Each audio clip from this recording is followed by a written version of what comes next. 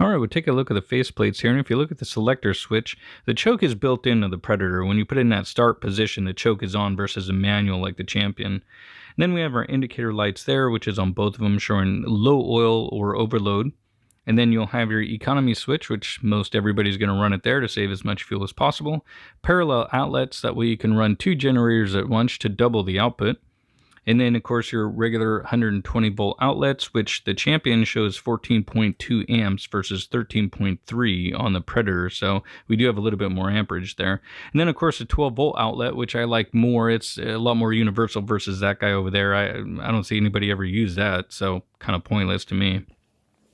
All right, for the weigh-in, so we both of these generators don't have any gas in it. They were drained, and then I ran them until they stopped, so that way there would be no fuel, and it's just the oil that's in there, because for the most part, you're always going to lug this around with fuel and oil in it, so that's kind of more of a real-world test. But anyway, for this, it does show some information that's valuable, but the claimed weight is 47 pounds, and that's empty. And so if we subtract what the oil weighs at 0.75 pounds for 0.4 quarts of oil, we'd be about 49 pounds empty. So it's a couple pounds overclaimed. So we'll check out the Champion real quick. We'll zero out the scale there, and it says 38.6 claimed, and look at that, 39. That's actually pretty impressive. That's over 10 pounds lighter than the Predator. So, and plus with oil in it, I mean, it had claimed 38.6.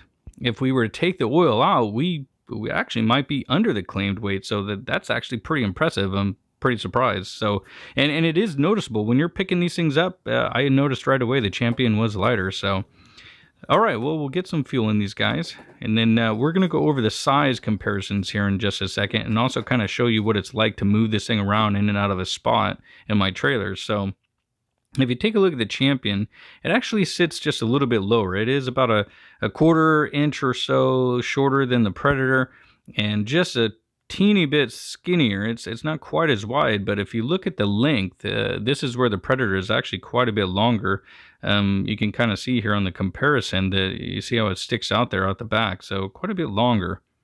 So as far as size-wise, you know, the Predator is a decent amount size bigger. Now, in this particular slot, I happen to have my AI-powered generator there. That's where I pulled it out of, and I decided, well, I'll just stick these guys in there to see. And the Predator and the AI power is kind of comparably compared as far as size and weight. The AI power is actually it's kind of a sleeker design, so it's got more curves on it versus the Predator is more boxy. But if you take a look here, I found that if I flip the generator around, because the fuel nozzle is kind of in the way there, but now when I flip this thing, it actually just kind of goes right in. It was real easy. It was actually easier to get that in and out than the AI power and the Predator. So this is a huge benefit. Space is a thing for you. This is definitely something to be considered. All right, so we'll fire these guys up, let them get warmed up. That way we can get our sound test underway. Now, as you can kind of hear those guys as they fire up, they sound a little bit more like little chainsaws, but I kind of sped up the video so we can get through this part. All right, so first up on our sound test, this is going to be the Predator with the eco mode off. So we'll take a look at that, and we'll let these guys run for a little bit. The meter on the right is kind of our controlled meter. That one there doesn't have a slow and a fast option though, so you get peaks and lows all the time, versus I have the slow mode on the iPhone, and I did calibrate this using a pink noise method and some other things, so that way this meter is as close to the one on the right as possible. And we'll let this average out for about 10 to 15 seconds. I did this test about 3 or 4 times, that way I could get some good accurate numbers, and pretty much came out the same each time. Alright, so now we'll run the eco mode on, and this is basically as quiet as it's going to get for the Predator. So kind of take a look here what the numbers are, and then we'll compare those to the Champion here in just a second. As you can see there, pretty much right about 65.2, 65.3. That's the number we're going to use. That's going to be the average on the left. You can see the numbers there kind of bounce around on both of them. They're pretty close. The blue one though from backs, that one's going to bounce a lot more. Like I said, it doesn't have the slow mode, so you'll see peaks and lows quite more often. All right, warm this guy up again real quick, and we'll get this guy ready for its test.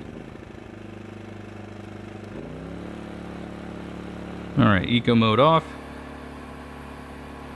And right away, I could kind of tell that this generator seemed like it was a little bit louder, maybe because of the engine RPM or something. But after looking at the numbers, it was actually real close. A half a dB is about where we are at. And it seemed a little bit louder, but I think it more had to do with pitch. And so if you compare them, it's only a half a dB, and after I kind of ran these a couple times, I was like, oh, well, maybe they do sound a little bit the same. It's just pitch is what you're noticing more. So we'll throw this on eco. Okay, so pretty much right off, I noticed that this one was quieter on eco mode. And as soon as I saw the numbers, I was actually pretty surprised that, you know, it was over 3 dB quieter. And if you don't know anything about sound, 3 dB, that's basically a double as far as sound comparisons are concerned, if you kind of look that up. So pretty impressive, as most of the time this is where your generator is going to run. Most of us always run it on eco, so that was a pretty impressive number, I thought. So not where they claimed it. I don't know where they got that claim from, but anyway. Alright, so we'll take a look at our power meter here. We're going to basically be using the one on the top. That's going to show us kind of all three things at once. It's going to show us our watts, our amps, and also our voltage. And that's basically built with 10 gauge wires, so I can swap out the ends and basically run some 30 amp through this thing if I want. Alright, so our first test is basically running up this 1500 watt heater. And we'll let this run for a little bit so it can build up its heat and build up some resistance, and then we'll average out our numbers. And as we look here, about 1480 watts is what the meter is showing, and then we'll multiply the volts and the amps to give us our true wattage. And so basically I ran this test about 3 or 4 times on each generator just to kind of average the numbers, and pretty much they're both about the same each time. And so our second test is kind of a half and half test. We're going to do half power on the heater, we'll do half power on the heat gun, and kind of see where that compares. That way we have 2 different loads just for fun and to get it closer to 1600 watts, and that's kind of more of your rating on this generator. And then again, if we look at what our averaging watts are compared to after we add up the numbers and everything, pretty close, so not too bad. Our next test is going to basically be our full wattage test. So we're going to grab this orbital sander that I have over here, Polisher Guy, and this is going to give us another 450 watts. And so we're going to run this up slow and kind of see how long it's going to last, and kind of see what our max wattage is and kind of our max voltage drop, and also what max amps we can pull out of this thing. And we'll do the same test on the Champion here in just a minute or two. Alright, as we continue to build up our wattage here, you can see that overload light now kind of flickering. And this thing will stay running for quite a while as it just kind of flickers like that. 1700 and under, it seemed to stay on for a long time. I actually didn't wait for it to shut off. I just kind of left it for a few minutes and it was still running. So I don't recommend doing that. Make sure you use the generator according to what it says in the manual. This is strictly for testing and for fun. So alright, we'll keep gearing this up a little bit until we get it to kind of shut down, just to kind of see what our max power is. Alright, as we take a look at our numbers here, our full test, we'll multiply our volts and our amps, and it comes out just a little bit over 1800 watts, even though the meter kind of showed about 1758-ish, kind of depending on how it was fluctuating. So we're going to do this same exact test now with the Champion, and again, both of these are on eco mode, as most people are going to leave it on that mode because you're going to want it to be as quiet as possible while you're using it if you're not always running a full load to it. Plus, you'll save more gas that way. Alright, so we'll do the same test again with our heater. We'll turn that thing on, let it start building up some heat. So you can see the meter working there. And we'll also compare this to the Predator just to kind of see how they did, you know, head to head on just this particular load test.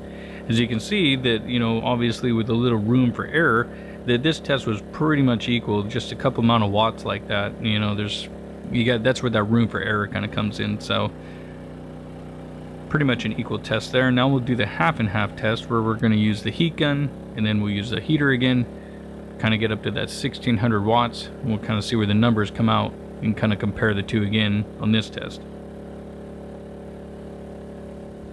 As you can see, this time there's a little bit more of a spread. The Predator had a few more watts there, so but still pretty comparable. Nothing to really get too excited about. Okay, now we'll do that max load test, and we'll keep an eye on the indicator light up there. as we start building up our wattage and building up more amps. We'll also take a look at our voltage drop as well, but you know, sometimes those numbers, you know, when you add up the amps and those volts, it actually comes out more than a wattage that you're seeing. So that's why we want to use those numbers to be able to see what our true wattage is.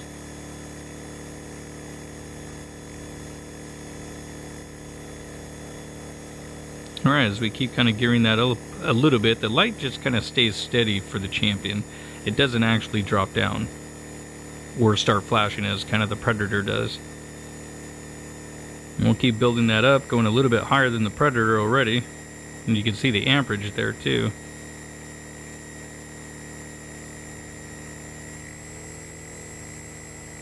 Alright, 1800 watts. And then basically it shuts down here in just a second, but if we kind of add up our numbers here, actually a decent amount more watts than the Predator. I mean, nothing to be super excited about, but still overall it does pull more. So hope you guys like the test.